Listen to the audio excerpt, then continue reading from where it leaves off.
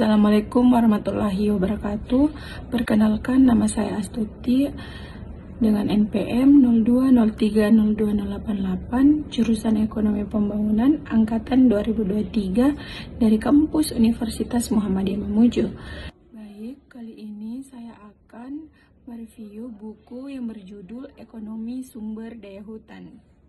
Materi selanjutnya yaitu konsep dasar ekonomi sumber daya hutan terbagi atas 4, yaitu yang pertama, hutan sebagai sumber daya alam terbarukan.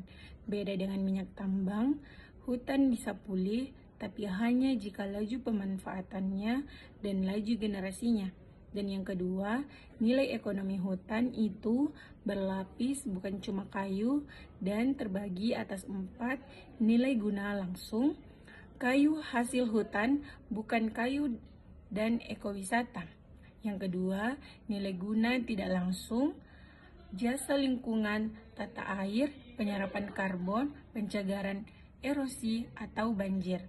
Dan yang ketiga, nilai pilih, potensi, manfaat, masa depan, obat-obatan, dan obat-obatan. Yang keempat, nilai keberadaan. Manusia menghargai hutan tetap ada meski tak pernah mengunjunginya. Yang ketiga, kegiatan kegagalan pasar terbagi atas 3. Yang pertama, eksternalitas negatif, penebang kayu tidak menggunakan biaya, banjir longsor akibat deforestasi. Yang kedua, barang publik, udara bersih dan penyerapan karbon dinikmati semua orang tanpa bisa dijual. Yang ketiga, open access.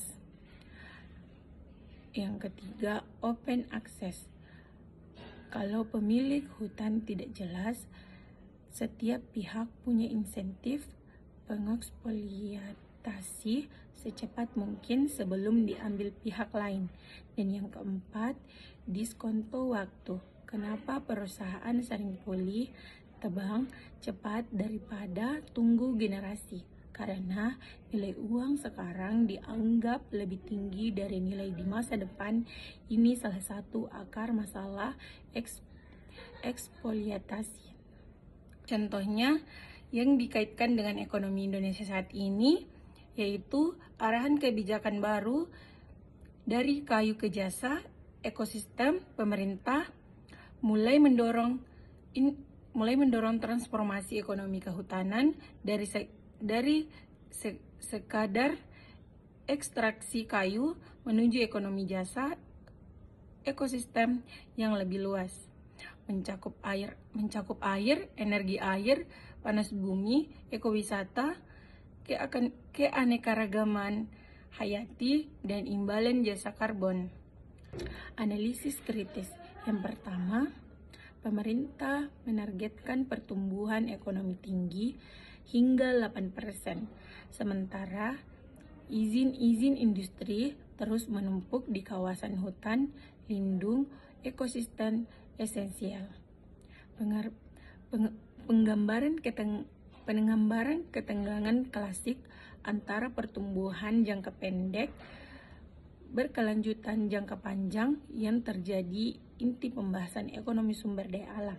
Dan yang kedua, kritik tata kelola atau pencabutan izin terhadap perusahaan perusak hutan cenderung menyasar perusahaan kecil mengalah, sementara pelaku besar dengan kekuatan politik tetap beroperasi. Ilustrasi bagaimana politik ekonomi memenuhi implementasi kebijakan sumber daya alam, bukan cuma teori di atas kertas.